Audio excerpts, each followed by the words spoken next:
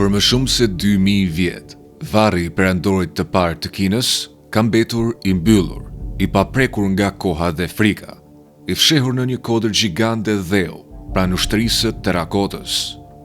Kjo dhomë e lashtë përflitet se ruan sekrete, aq vdekjeprurse, saqë shkencëtarët hezitojnë ta hapin. Po pse, edhe në vitin 2025, ekspertët ende refuzojnë ta bëjnë këtë. Çfarë kanë frikë se mund të zbulojnë? Kjo është arsyeja pse shkencëtarët tremben të hapin varrin e perandorit të parë të Kinës, dhe vërteta mund të jetë më e rrezikshme nga sa imagjinohet. Perandori që donte të jetonte për gjithmonë. Mbi 2000 vjet më parë, Kina nuk ishte një shtet i vetëm. Ajo përbëhej nga disa mbretëri të fuqishme që luftonin vazhdimisht për tokë dhe pushtet. Kjo periudhë njihet si periudha e shteteve ndërluftuese. Çdo shtet kishte ligjet, monedhën dhe traditat e veta. Paqja ishte e rrallë dhe sundimtarët kërkonin vazhdimisht mënyra për të mposhtur fqinjet e tyre. Në shtetin perëndimor të Qinit, në vitin 259 para erës son, lindi një princ i ri me emrin Yin Zheng. Më vonë, ai do të njihet si Qin Shi Huang, perandori i parë i Kinës. Ai u bë mbret vetëm 13 vjeç, pas vdekjes së babait të tij. Edhe pse shumë i ri, ai u rrethua nga ministra, këshilltar dhe general ambicios që e ndihmuan të ruante pushtetin. Me kalimin e viteve, Yin Zheng u shfaq si një udhëheqës i fortë dhe i vendosur. Ai nuk donte vetëm të sundonte shtetin e tij. Ai ndronte të bashkonte të gjitha shtetet rivale në një sundimtar të vetëm, një ligj dhe një komb. Kjo ishte diçka e paparë më parë në Kinë. Për gati 10 vjet, e udhëhoqi ushtritë e tij në fushata të vazhdueshme ushtarake. Një nga një, mbretëritë e tjera ranë përballë fuqisë së Qin. Ushtria e tij përdori armë të përparuara, formacione të organizuara dhe disiplinë të rreptë. Në vitin 221 para erës son, ai kishte pushtuar të 6 shtetet kryesore rivale dhe për herë të parë, Kina u bashkua në një sundimtar të vetëm. Pas fitores, Yin Zheng e shpalli veten Qin Shi Huang, që do të thotë perandori i parë i Qinit.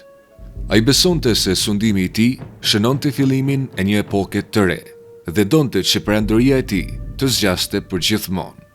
Për këtë arsye, ai nisi një riorganizim të plotë të vendit.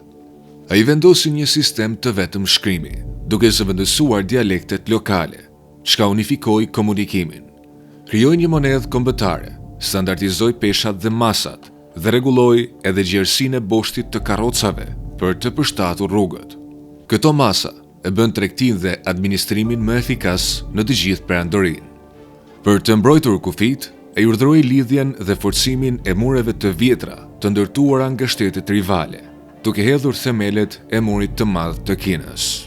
Brenda perandorisë, ai ndërtoi rrugë, ura dhe kanale për të lidhur provincat dhe për të lëvizur më shpejt ushtrinë dhe mallrat. Sundimtarët lokal u zëvendësuan me zyrtar të zgjedhur, drejt për drejt nga perandori. Por ndërsa forconte perandorin nga jashtë, brenda tij rritej një frikë e thellë, frika nga vdekja. Ai nuk donte thjesht të sundonte gjatë, por përgjithmonë.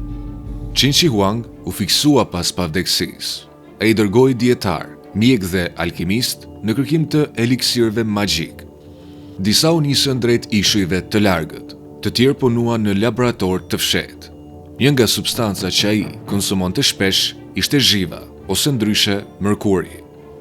Sot dihet se ajo është jashtëzakonisht toksike, por në atë kohë ai besonte se do të jepte jetë të përjetshme. Kjo dëshirë për kontroll total mbi ligjet, njerëzit dhe natyrën, ushtri edhe mbi të vetmen gjë që nuk mund ta mposhte dot, vdekjen. Që në moshën 13 vjeçare, ai filloi të planifikonte jetën pas vdekjes. Ajo që ndërtoi ishte pa precedent, një mbretëri e tërë nën tokë. Me kalimin e kohës, vizioni i tij u bë gjithnjë e më madhështor. Ai nuk donte një varg të thjeshtë, por një perandori të plotë në botën e përtejme. Për ndërtimin e këtij kompleksi gjigant nëntokësor, u angazhuan mbi 700.000 punëtor, përfshirë ushtar, zejtar, të burgosur dhe fshatar të mobilizuar. Ndërtimi zgjati gati 4 dekada dhe vazhdoi deri në vdekjen e tij në vitin 210 para erës sonë, duke mbetur ndoshta i papërfunduar për shkak të rebelimeve. Vendi i zgjedhur ishte mali i Li, pranë kryeqytetit Brandorak. Zona konsiderohej fatlume dhe e pasur me burime natyrore. Kompleksi u projektua si një pasqyrim i kryeqytetit real, me mure, kulla vrojtimi, ndërtesa administrative dhe banesa. Qyteti nëntoksor ndahej në një qytet të brendshëm dhe një të jashtëm, të rrethuar me mure dheu. Brenda tyre u gjetën stalla, magazina, kuzhina, oborre, kopshte dhe salla ceremoniale. Madje u krijua edhe një park Brandorak me zogj bronzi dhe muzikant. Në një zonë tjetër u zbuluan karroca bronzi dhe kuaj në madhësi reale, të punuar me mjeshtëri të jashtëzakonshme. Sistemet të ndërlikuara kullimi u ndërtuan për të mbrojtur varrin nga përmbytjet, duke treguar një planifikim afatgjat shumë të avancuar. I gjithë kompleksi shtrihet në rreth 98 km², më i madh se shumë qytete moderne. Vetëm një pjesë e vogël është gërmuar deri më tani. Një detaj domethënës është orientimi i mbrojtjes më të fortë në lindje, aty ku dikur ndodheshin mbretëritë rivale. Edhe në vdekje, perandori dukej se ruhej nga armiqtë e tij të dikurshëm.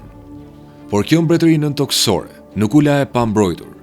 Të rreshtuar në formacione beteje në skaj të kompleksit, u vendos diçka vërtet e jashtëzakonshme. Për gati 2000 vjet, kompleksi gjigant i varrit të Qinqihuangut qëndroi i fshehur në shtresa dheu dhe heshtje.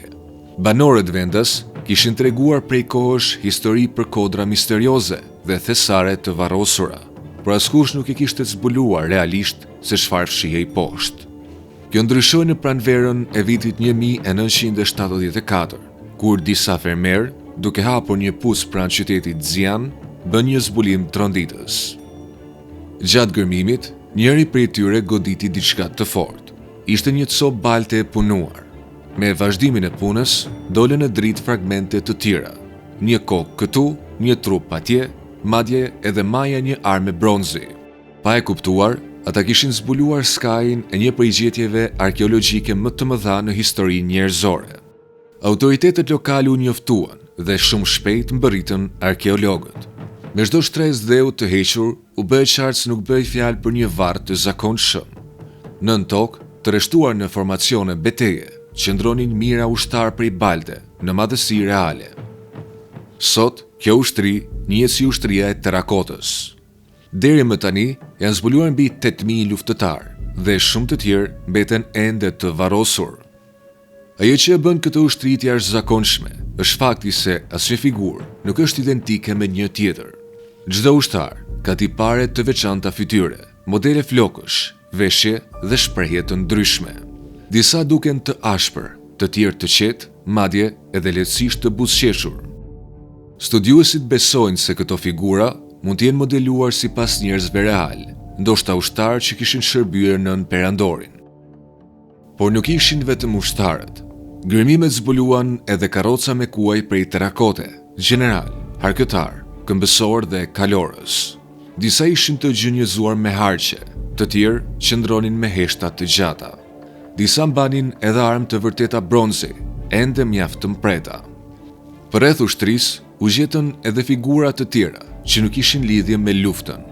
Kishte akrobat të kapur në lëvizje, muzikant me instrumente të detajuara, zyrtar me rroba obori dhe rrotulla në duar. U zbuluan edhe shërbëtor, kujdestar kuajsh, madje edhe rosa dhe mjelma prej balte, pranë asaj që duket si një pellg kopshti nëntoksor. Këto figura përfaqësonin jetën e plotë të oborit Brandorak dhe shërbimet që perandori priste të kishte edhe pas vdekjes. Fillimisht, të gjitha figurat ishin të lyera me ngjyra të gjalla. Lëkura ishte roz, parzmore të kuqe ose të zeza, ndërsa rrobat blu, jeshile dhe të bardha. Por sa pu ekspozuan ndaj ajrit, bojrat filluan të çaheshin dhe të zhdukeshin me shpejtësi. Për këtë arsye, shumica e figurave sot duken gri, me vetëm gjurmë të vogla ngjyrash. Kjo humbje u bën një mësim i dhimbshëm për arkeologët. Në fillimet e gërmimeve nuk kuptohej se sa të brishta ishin këto materiale. Për pasojë, shumë detaje u humbën përgjithmonë. Sot puna bëhet shumë më ngadalë, me teknologji më të avancuara për ruajtje. Deri tani janë identifikuar 4 puse kryesore. Pusi i parë është më i madhi dhe përmban ushtrinë kryesore. I dyti ka kalorësi dhe karroca. I treti duket si qendër komanduese. I katërti u gjet bosh, ndoshta i papërfunduar. Megjithatë, këto janë vetëm një pjesë e vogël e kompleksit. I gjithë nekropoli shtrihet në rreth 98 km2 dhe përmban qindra puse të tjera, shumë prej të cilave nuk janë eksploruar ende. Në qendër ndodhet varri i vet perandorit. Ai gjendet në një kodër të madhe në formë piramide të ulët. Sipas burimeve të lashta, dhoma qendrore përmban një model të botës, lumejnë me zhivë që rrjedhin, mure bronzi dhe një tavan me yje dhe yjesi. Thuhet se aty ndodhen thesare dhe arkivoli i mbyllur i perandorit. Megjithatë, askush nuk e ka hapur këtë varr. Dhoma kryesore mbetet e paprekur, ashtu siç u mbyll mbi 2000 vjet më parë. Përse?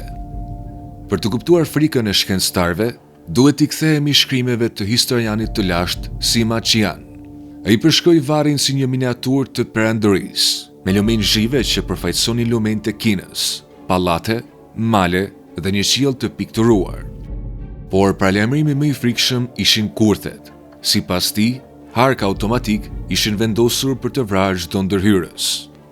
Për shumë vite, këto përshkrime u konsideruan legjenda, por testimet moderne të tokës rreth varrit zbuluan nivele jashtëzakonisht të larta zhive, deri mbi 1400 pjesë për miliard, duke u përputhur çuditërisht me përshkrimet e lashta.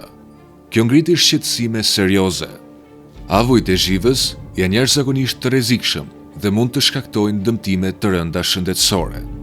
Përveç kësaj, ekziston frika se kurthet mekanike mund të funksionojnë ende. Disa mekanizma metalik mund të mbeten aktiv për shekuj të tërë nëse nuk preken. Për këtë arsye, varri qendror mbetet i mbyllur. Me radar dhe skanime moderne, shkencëtarët mund ta shohin formën e tij, por nuk guxojnë ta hapin. A do të hapet ndonjëherë? Askush nuk e di. Disa besojnë se vetëm teknologjitë e së ardhmes do ta bëjnë këtë në mënyrë të sigurt. Të tjerë mendojnë se varri mund të mos hapet kurrë. Ajo që është e sigurt është se rreziku është real dhe vendimi nuk mund të merret me nxitim. Një nga shqetësimet më të mëdha është ruajtja.